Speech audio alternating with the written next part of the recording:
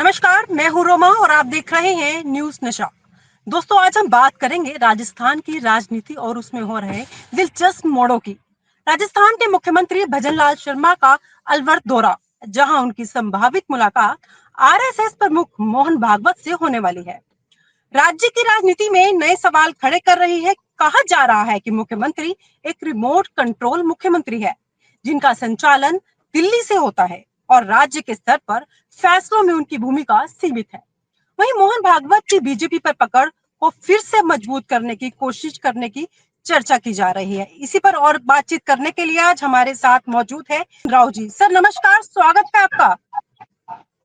हाँ नमस्कार। सर, इस पूरे मामले को कैसे देखते हैं आप? नहीं, मुझे तो आप जिस तरह से रख रही हैं वो मामला ही समझ में नहीं आया, क्योंकि ये आप अपनी धारणा के हिसाब से और जो सुनी सुनाई बातों पे बातें कर रही हैं। चलिए मैं रिपीट कर देती हूँ क्वेश्चन आपको। भजनलाल शर्मा और मोहन भागवत की संभावित मुलाकात को आप किस तरीके से देखते हैं? ये तो आपने सुना होगा ना, इन लोगों की मुलाकात होने वाली है। पहली बात मैं आपको अपडेट कर दूं, ये मुलाकात हो चुकी है। पहली बात तो ये है, ये मुलाकात हो चुकी है और मोहन जी अब दिल्ली भी चले गए हैं। दिल्ली में आज एक पुस्तक का विमोचन का कार्यक्रम है और अभी वो कार्यक्रम चल रहा है अंबेडकर सभागार में, तो इसलिए ये मुलाकात तो हो चुकी है। देखिए, आप किस तरह से लेते हैं पता नहीं, लेकिन मोहन जी जो है, उद्देश्य बताइए, फिर आप मुलाकात का उद्देश्य बताइए। मोहन जी भागवत जो है राष्ट्रीय स्वयंसेवक संघ के सरसंघ चालक है। सरसंघ चालक एक प्रकार से हमें सारे सभी स्वयंसेवकों के लिए, जो भी संघ के विचार से जुड़े हुए हैं, उनके लिए एक प्रकार से फिलोसफर गाइड की तरह होते हैं वो। और आपको एक और बता दूं कि संघ के इस साल 100 वर्ष पूरे होने जा रहे हैं। 1925 में संघ शुरू हुआ था, तो अभी 100 साल पूरे होने जा रहे हैं। और संघ ने पंच प्रण लिया है समाज के उत्थान के लिए, देश के विकास के लिए, और देश को उसी तरह से सशक्त और विश्व गुरु के स्थान पर लाने के लिए संघ ने 5 प्रण लिए हैं। पहला प्रण है पर्यावरण, जो हमारी संस्कृति का एक हिस्सा है। हम जहाँ प्रकृति को पूजते थे, वन पर्वत नदी पशु पक्षी सभी को पूजते हैं। जैसा आप जानते हैं कि हमारे भारत में किस तरह से लोग चींटी को भी दाना डालने निकलते हैं, तो हम पेड़ों के पास भी जाते हैं तो पेड़ों की पूजा करते हैं। तो वो हमारी संस्कृति जो पर्यावरण संरक्षण की थी, वो कैसे रिवाइव की जाए, इसलिए लाखों की संख्या में, यानी कि अगर संख्या देखी जाए तो करोड़ों की संख्या में इस बार राष्ट्रीय स्वयंसेवक संघ के स्वयंसेवक विभिन्न संस्थाओं के माध्यम से, विभिन्न प्रकल्पों के माध्यम से देश भर में पेड़ लगाने जाएंगे, पेड़ पौधे लगाने जा रहे हैं।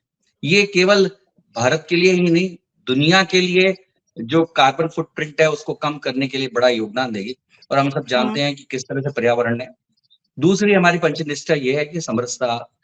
हमारा समाज बहुवादी है, अलग अलग जाति धर्म और सभी के लोग रहते हैं, लेकिन वो समरस समाज रहे, आपस में कैसे मिलजुल कर हम रहे, जो हमारी सभ्यता है, प्राचीन संस्कृति है, तो उस पर हम बहुत जबरदस्त काम कर रहे हैं। मैंने राष्ट्रीय स्वयंसेवक संघ का एक प्रण है, उस पर संघ काम कर रहा है।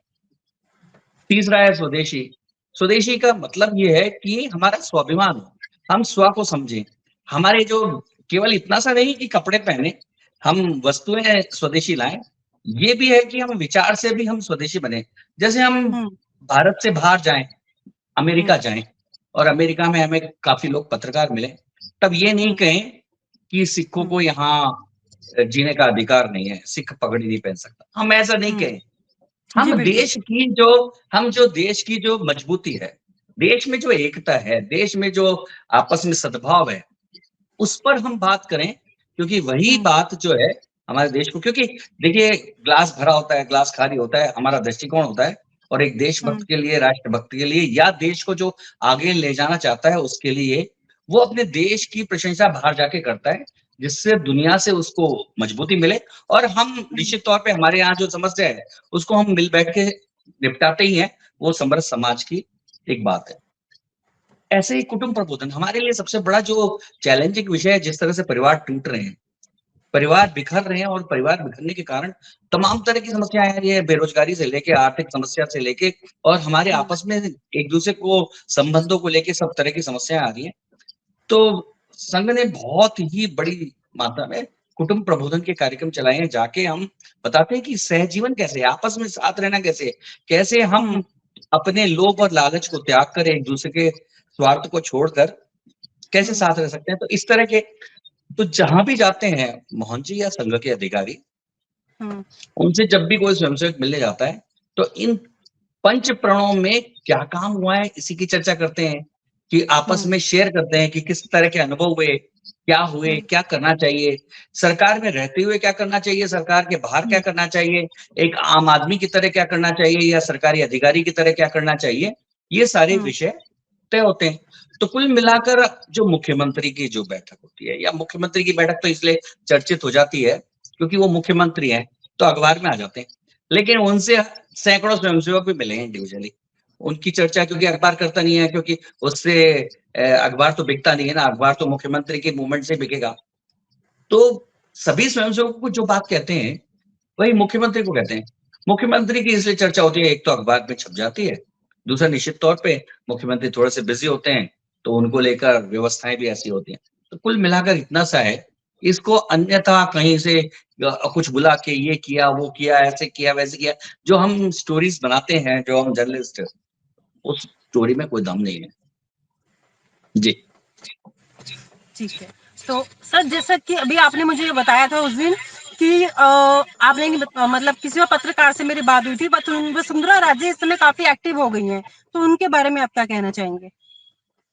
वसुंधरा जी देखिए बहुत ही हम्म, जमीन से तैयार हुई नेता है। जुड़ाव उनका राज परिवार से रहा, लेकिन हम्म, वो जमीन पर मेहनत करके बहुत तेजी से आगे बढ़ी है। वो हम्म, देश के उन कुछ नेताओं में है जिनकी आज हम्म, भी पकड़ जनता पर है। हम्म, तो ये हमेशा से वो एक्टिव रही है, मुझे नहीं लगता इनएक्टिव कब हुई है। बस हम्म, इतनी सी बात है। वसुंधरा जी पहले जब बीजेपी की सरकार थी तो मुख्यमंत्री थी, अब मुख्यमंत्री नहीं। इसके अलावा और कोई बहुत बड़ा चेंज नहीं आया है। देखिए वसुंधरा जी की एक्टिविटी लगातार, और भारतीय जनता पार्टी भी, क्योंकि भारतीय जनता पार्टी की वो वरिष्ठ नेता है, भारतीय जनता हम्म, पार्टी भी उनका पूरा उपयोग नहीं। अभी हम्म, देखिए हरियाणा में वो स्टार प्रचारक हैं, उनका हम्म, जहाँ-जहाँ राष्ट्रीय उपाध्यक्ष है वो भारतीय जनता पार्टी के, हम्म, उनकी कई महत्वपूर्ण मामलों में पूरी राय ली जाती है। हम्म, देखिए क्या होता है कि हम लोग सारी की सारी राजनीति कुछ पदों के दायरे में ही सीमित कर देते हैं। लेकिन हम सब हम्म, जानते हैं, जैसे हम लोग अपने चैनल चलाते हैं या अपना काम करते हैं, तो पता है कि फेस एक होता है लेकिन टीम बहुत बड़ी काम करती है, हम्म, और सब अपने काम करते हैं तब जाके कोई ना कोई रिजल्ट आता है। लेकिन फेस तो किसी को रखना पड़ता है, आप एंकर हैं तो आप तो फेस हैं, तो आपको रखना हम्म, पड़ रहा है। लेकिन आपके साथ टीम जो जुड़ी हुई है, वो भी तो बहुत जबरदस्त काम कर रही होती है।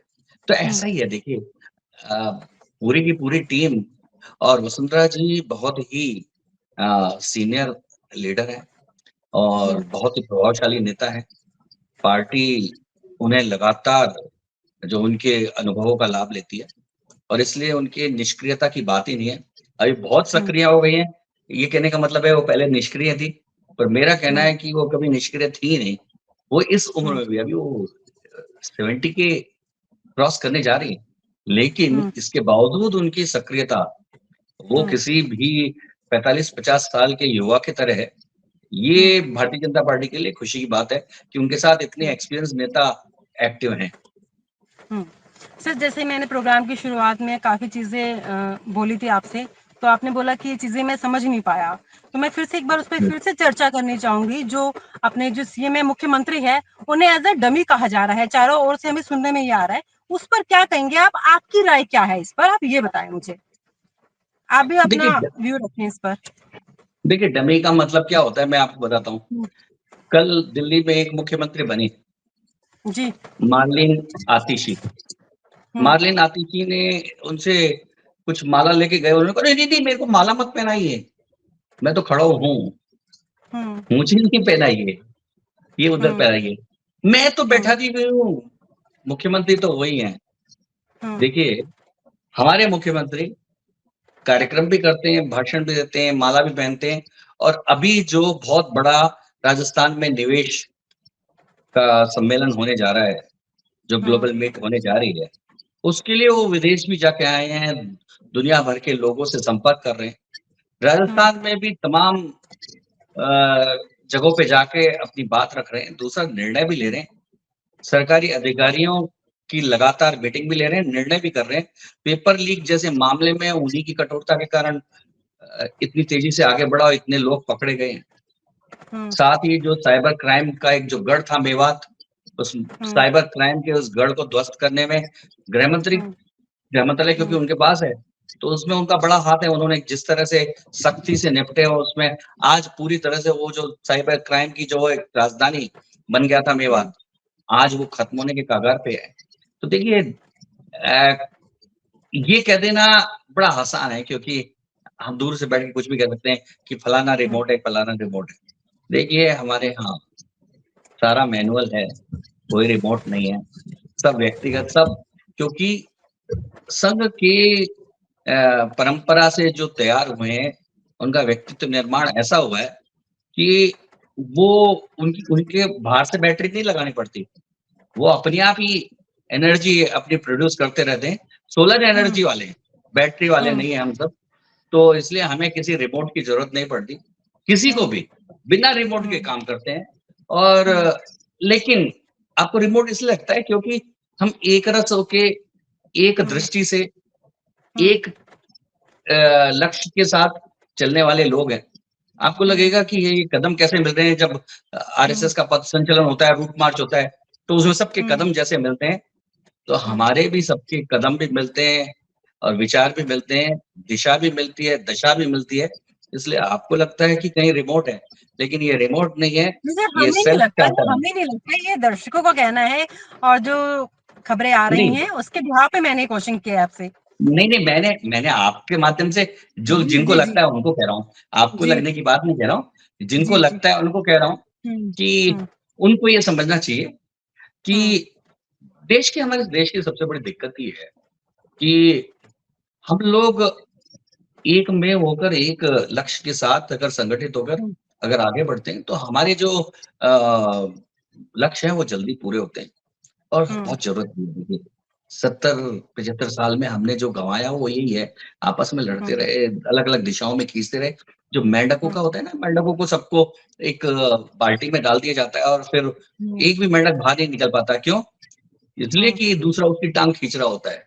तो देखिए ये 70-75 साल जो हमारे निकले, उसके बाद नरेंद्र मोदी जी के नेतृत्व में एक ऐसी सरकार आई है, ऐसी स्थितियां आई हैं कि हम एक दिशा में आगे बढ़ रहे हैं। उसका परिणाम देश में, दुनिया में और पूरे ग्लोबली हम समझ सकते हैं कि कहाँ लोग हमारे मामलों में, छोटे-छोटे मामलों में इंटरफेयर करते थे। आज रशिया और यूक्रेन कहते हैं कि हमारे बीच में युद्ध जो बंदी के लिए बातचीत कराओ। ईरान भी हमसे बात करता है तो इजराइल भी हमारे साथ खड़ा होता है। तो हम लोग ग्लोबली तो उस पोजीशन में आए हैं, तो उसका एक बहुत बड़ा कारण है कि हम सब मिलकर जो एक साथ चल रहे हैं, एक दूसरे का साथ देते हुए चल रहे हैं। जैसे कुछ लोगों को लगता है कि एक साथ कैसे चल रहे हैं, क्योंकि आदत नहीं है। आदत तो ये है ना कि सब अलग-अलग बजे, अलग-अलग, लेकिन एक ही सुर में हम बजने वाले भारतीय जनता पार्टी के जो कार्यकर्ता हैं, नेता हैं और यहाँ का नेतृत्व है जो एक ही सुर में बजता है, तो उसको लेकर कई बार ये आभास सा होने लगता है, एक गलतफहमी भी होने लगती है कि कहीं न कहीं पीछे से कोई टेप रिकॉर्डर बजाया जा रहा है। नहीं, ये हम सबके सुर हैं जो एक साथ मिलकर निकल रहे हैं। सर, सभी जो प्रश्नों के उत्तर हैं आपने बहुत सरलता से दिए हैं और अभी आप विदेश नीति की बात भी कर रहे थे, तो विदेश नीति पे भी अलग से एपिसोड बनाया जाएगा आपके साथ, उसी पर चर्चा की जाएगी। फिलहाल आज के प्रोग्राम को हम यहीं समाप्त करते हैं। आप प्रोग्राम में जुड़े, आपने दर्शकों को काफी चीजें बताई, इसके लिए आपका बहुत बहुत शुक्रिया। नमस्कार। धन्यवाद। और आप हमसे जुड़े रहने के लिए सब्सक्राइब करें YouTube पर, फॉलो करें Twitter पर और लाइक करें Facebook पर। और ज्यादा जानकारी के लिए आपको टाइप करना होगा सिर्फ न्यूज़ नशा।